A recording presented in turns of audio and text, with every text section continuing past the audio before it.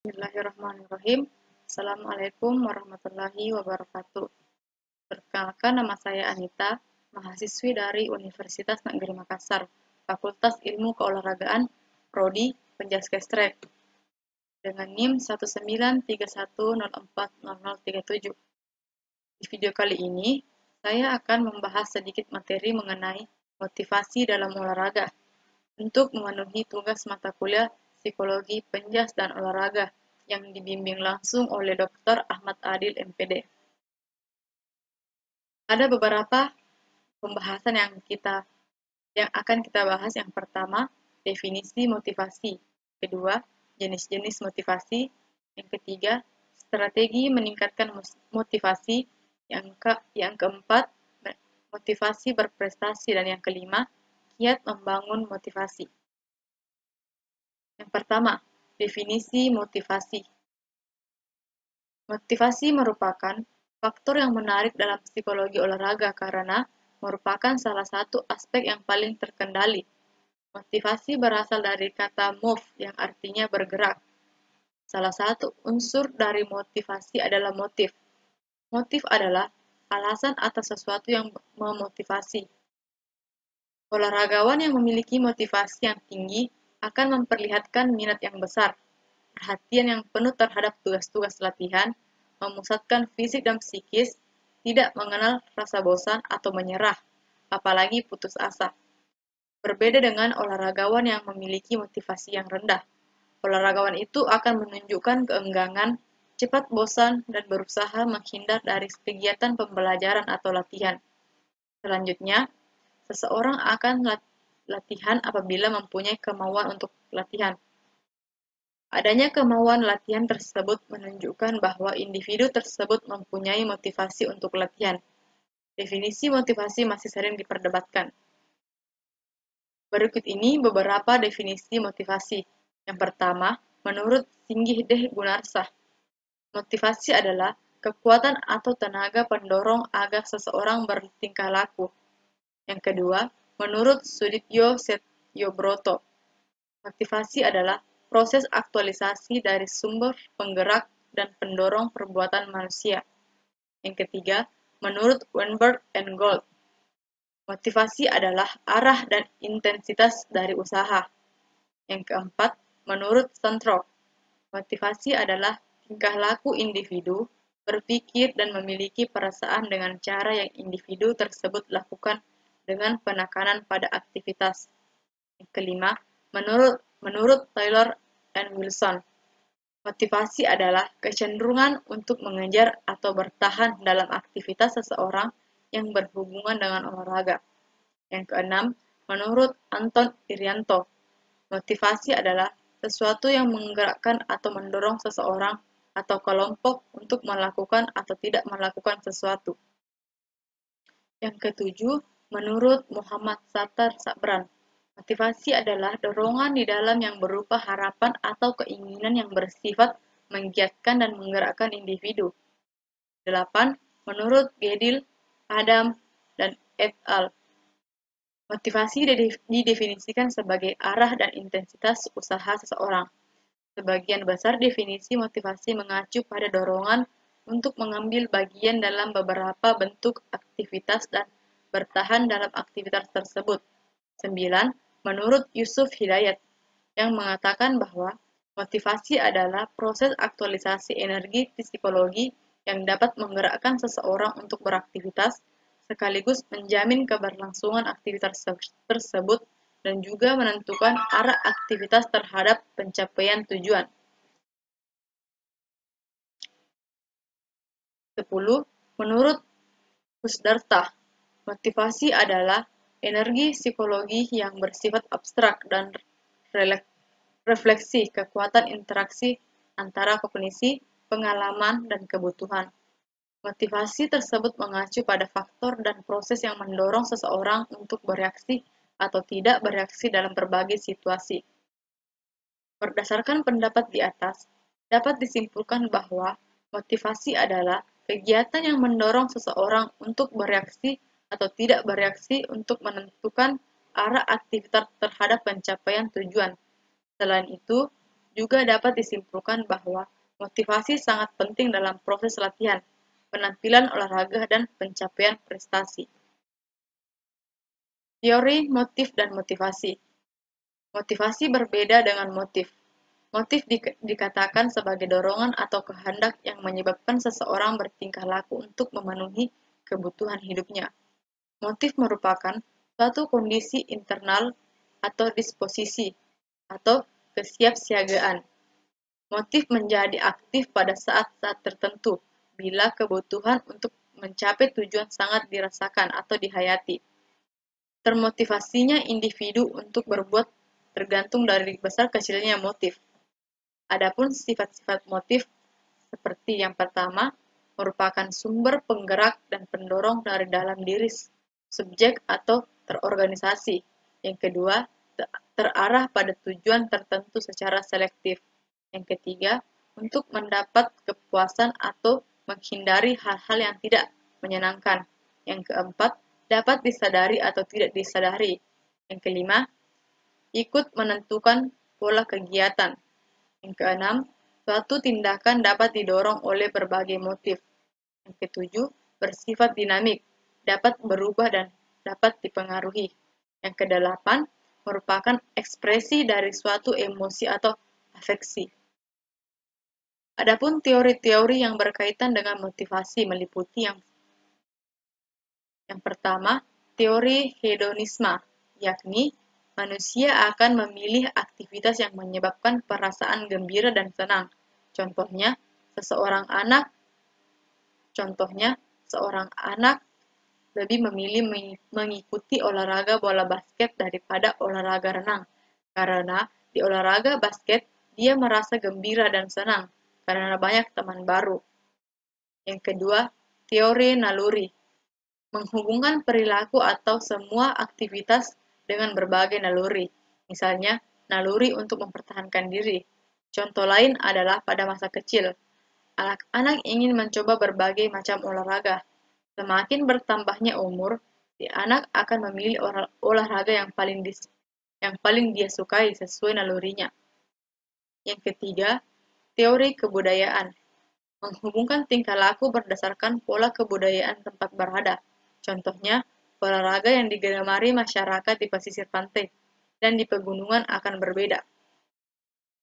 Yang keempat, teori berprestasi, yang mendorong individu untuk berlomba dengan ukuran keunggulan. Contohnya, setiap olahragawan akan bersaing untuk menjadi yang terbaik supaya terpilih dalam tim untuk mengikuti pertandingan. Yang kelima, teori kebutuhan, yang menyatakan bahwa tingkah laku pada hakikatnya bertujuan untuk memenuhi kebutuhan. Contohnya, untuk menjadi juara, seorang olahragawan akan berlatih dengan sungguh-sungguh. Kedua, jenis-jenis motivasi.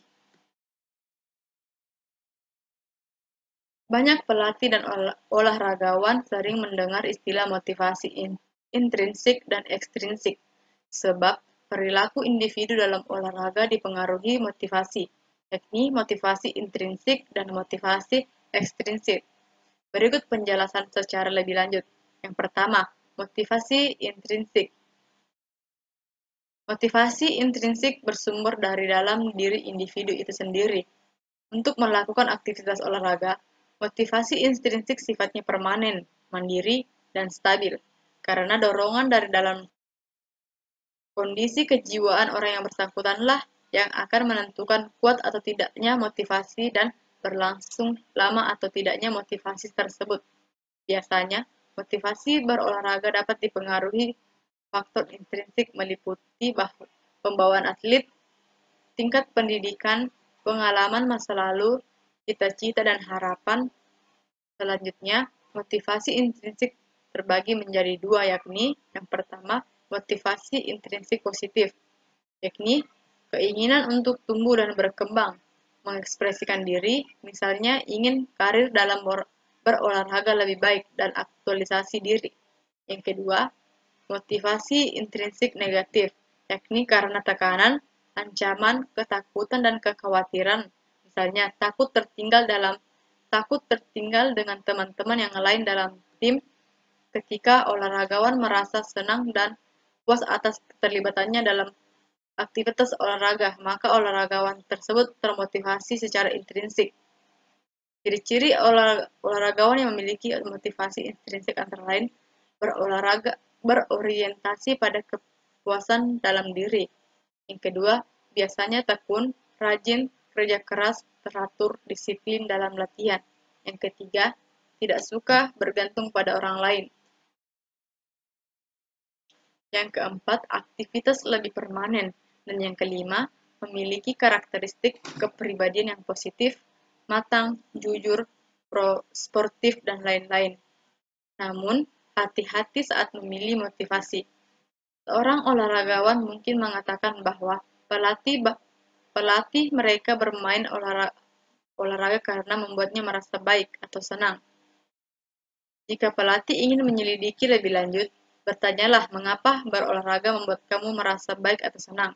Dan jika olahragawan memberikan alasan seperti karena saya suka memenangkan medali, ini sebenarnya adalah bentuk motivasi ekstrinsik karena motivasinya penghargaan eksternal, bukan perasaan baik atau senang. Yang kedua, motivasi ekstrinsik. Motivasi ekstrinsik mengacu pada berbagai perilaku yang diperlihatkan seseorang sebagai alat untuk mencapai tujuan. Motivasi ekstrinsik bersumber dari luar diri sendiri. Untuk melakukan aktivitas olahraga, sifatnya sementara, tergantung dan tidak stabil. Motivasi berolahraga yang dipengaruhi oleh faktor ekstrinsik meliputi fasilitas yang tersedia, sarana dan prasarana, metode latihan, program latihan, dan lingkungan atau iklim pembinaan. Selanjutnya, motivasi ekstrinsik dibagi menjadi dua. Yang pertama, motivasi ekstrinsik positif, yakni berupa hadiah, iming-iming yang membangkitkan niat untuk berbuat sesuatu, misalnya bonus jika menang pertandingan. Yang kedua, memiliki ekstrinsik negatif. Yang kedua, motivasi ekstrinsik negatif, yakni sesuatu yang dipaksakan dari luar agar orang menghindar dari sesuatu yang tidak diinginkan, misalnya kena sanksi atau hukuman ketika terlambat latihan.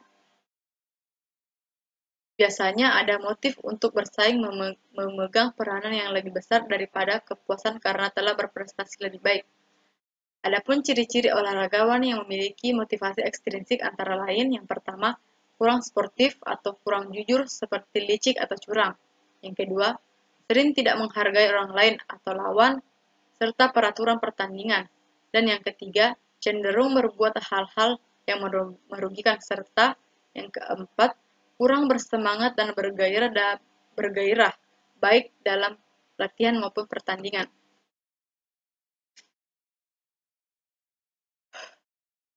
Oleh karena itu, banyak olahragawan yang memiliki ekstrinsik akan mudah dibeli atau disogok, dan menghalalkan segala cara untuk memperoleh kemenangan. Sesungguhnya motivasi intrinsik lebih efektif daripada motivasi ekstrinsik. Tetapi pada kenyataannya, kedua motivasi tersebut berdiri bersamaan menuntun tingkah laku anak didik atau olahragawan. Kedua motivasi ini memiliki hubungan yang saling menambah, menguatkan, dan melengkapi satu sama lain. Yang ketiga, strategi meningkatkan motivasi. Teknik meningkatkan motivasi ada berbagai macam. Yang pertama, motivasi verbal. Motivasi verbal adalah motivasi dengan kata-kata atau ucapan, bicara, berdiskusi. Hal-hal yang perlu diperhatikan dalam melakukan motivasi verbal yaitu memberi pujian, memberi koreksi dan sugesti, menjelaskan peranan dalam tim agar olahragawan lebih bangga dan bertanggung jawab. Dan yang ketiga, memberi petunjuk. Contohnya, pada saat memilih bola voli, ada anak yang putus asa karena tidak bisa melakukan servis. Pelatih memberikan motivasi dengan berkata, "Ayo semangat, kamu pasti bisa." Atau contoh lainnya, pada saat latihan, pelatih mengatakan, "Bagus, good job," atau "nice" pada olahragawannya karena sudah berhasil menembak dan menghasilkan poin. Yang kedua, motivasi behavioral atau perilaku. Segala perilaku pelatih akan diteladani oleh olahragawannya dan dinilai oleh masyarakat. Pelatih memegang peran penting dalam memberi contoh perilaku yang positif. Contohnya, pelatih yang selalu datang tepat waktu pada saat latihan, sedangkan olahragawannya banyak terlambat. Lama-kelamaan olahragawan datang lebih tepat dan lebih dulu datang daripada pelatihnya. Dengan contoh behavioral yang baik diharapkan olahragawan dapat termotivasi untuk bersikap dan berperilaku positif dalam usahanya, mencapai keberhasilan baik dalam aktivitas olahraga maupun aktivitas lain di masyarakat.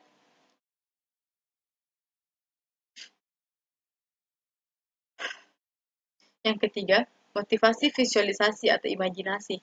Teknik motivasi ini bertujuan untuk mempercepat proses latihan dengan membangkitkan semangat olahragawan. Caranya, dengan menyuruh olahragawan untuk melihat, memperhatikan, dan membayangkan dengan seksama suatu pola gerakan, kemudian mengingat-ingat gerakan tersebut.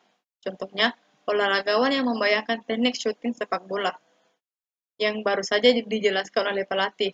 Ia membayangkan gerakannya dengan slow motion. Yang keempat, motivasi insentif atau bonus dan ganjaran. Motivasi ini adalah teknik motivasi dengan memberikan bonus yang bertujuan untuk menambah semangat berlatih, menanggah gairah atau ambisi untuk berprestasi, dan memperpendek proses latihan. Misalnya, pelatih berjanji pada olahragawannya apabila menang dalam pertandingan atau pertandingan akan diberikan bonus berupa uang. Tetapi, motivasi intensif hendaknya diberikan dalam situasi yang tepat dan jangan berlebihan karena akan menjadi kurang baik dan berdampak negatif sehingga olahragawan bersikap kurang ajar. Selain itu, motivasi ganjaran atau hukuman yang dapat digunakan pada saat latihan, misalnya memberi hukuman push up untuk memotivasi olahragawan tidak terlambat pada saat latihan. Tapi pelatih mengatakan seperti ini, bagi yang terlambat datang latihan akan diberi hadiah berupa push up. Motivasi ganjaran tidak dikatakan sebagai hukuman tetapi hadiah, karena kata hukuman bermakna negatif. Dan yang kelima, motivasi berbicara sendiri, atau self-talk atau pep talk. Motivasi ini umum diberikan sebelum pertandingan dimulai. Pep talks khusus diberikan pada saat istirahat. Pep talks harus diberikan pada saat yang tepat, karena jika diberikan pada saat yang salah, maka akan merusak dan mengacaukan konsentrasi. Dan yang keempat, motivasi berprestasi. Motivasi berprestasi merupakan suatu dorongan yang terjadi dalam diri individu untuk senantiasa meningkatkan kualitas tertentu dengan sebaik-baik atau lebih dari biasa dilakukan. Tercapainya tujuan untuk memuaskan atau memenuhi kebutuhan-kebutuhan dalam dirinya yang dianggap perlu. Motivasi berprestasi dipandang sebagai motivasi sosial untuk mencapai suatu nilai dalam perbuatan seseorang berdasarkan standar atau kriteria yang paling baik. Individu yang memiliki kebutuhan untuk berprestasi yang kuat cenderung berkeinginan untuk sukses dalam status, tetapi sukses dalam menyelesaikan tugas-tugas pekerjaan yang bersifat menantang, tetapi bukan untuk memperoleh keuntungan status, tetapi untuk kebaikan. Motivasi berprestasi dalam olahraga sering diistilahkan dengan daya saing atau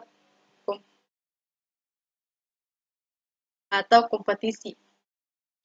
Daya saing diartikan sebagai disposisi berusaha untuk memperoleh kepuasan sehingga mempengaruhi perilaku dalam situasi sosial, sedangkan motivasi berprestasi lebih terkait dengan hakikat kompetisi diri.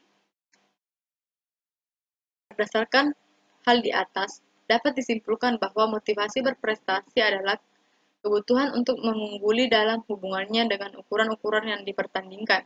Individu yang memiliki motif berprestasi akan dapat menyelesaikan sesuatu yang sukar, menguasai, dan memanipulasi serta mengorganisasi objek fisik atau ide, melakukan sesuatu dengan cepat dan bebas, mengatasi rintangan dan mencapai standar yang tinggi, mengungguli diri sendiri, melawan dan mengatasi orang lain, serta meningkatkan harga diri dengan kesuksesan dalam menggunakan kemampuan khusus.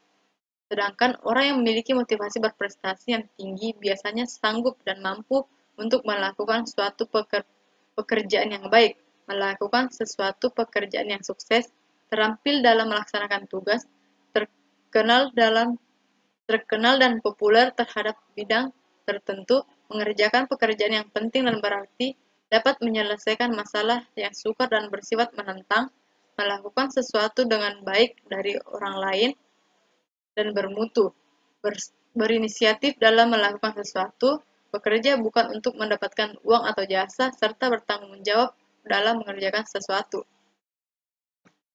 Yang kelima, kiat membangun motivasi.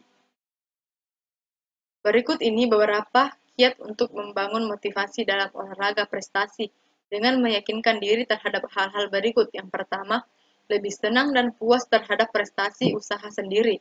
Yang kedua, meyakini bahwa sukses bukan karena nasib, tetapi karena memang hasil dari sebuah perjuangan. Yang ketiga, masalah harus dihadapi, bukan dihindari. Temukan cara untuk memecahkan masalah tersebut. Yang keempat, bila menghadapi kegagalan, jangan putus asa. Cari tahu penyebabnya dan menyusun rencana menuju langkah baru. 5. Orang yang memiliki motivasi tinggi bukan berarti tidak pernah gagal, tetapi bila gagal akan terus berusaha lebih keras dan lebih gigih lagi. Cukup sekian yang mungkin saya sampaikan. Lebih dan kurangnya mohon dimaafkan. Assalamualaikum warahmatullahi wabarakatuh.